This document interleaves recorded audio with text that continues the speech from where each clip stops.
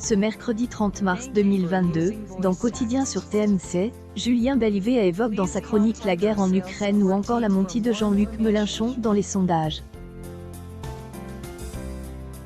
Cette première partie des émissions, proposée entre 19h25 et 20h03, a été suivie par 900 000 fidèles, soit 4,7 EL, ensemble du public.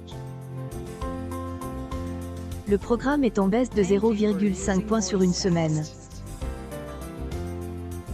Dans la seconde partie de Quotidien, Yann Barth recevait François-Xavier Ménage, grand reporter de TF1, revenu des Ukraine et Philippe Collin, auteur du livre « I le fantôme de Philippe Pétain, I ». Cette deuxième partie, programmée entre 20h11 et 21h15, a réuni 1,79 million de téléspectateurs, soit 7,8 parts de marche sur les 4 ans et plus. Le talk est en baisse de 0,2 points sur une semaine. Sur la cible commerciale, l'émission fait largement mieux que la veille et attire 16,5 femmes responsables des achats de moins de 50 ans.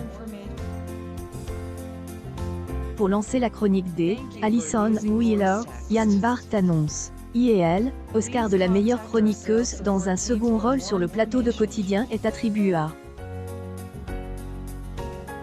Alison Wheeler, I. En parlant du réchauffement climatique, elle déclare « I depuis les Oscars, il faut recevoir des claques pour que les gens s'intéressent à un sujet, I ». De ce fait, Alison Wheeler se gifle elle-même.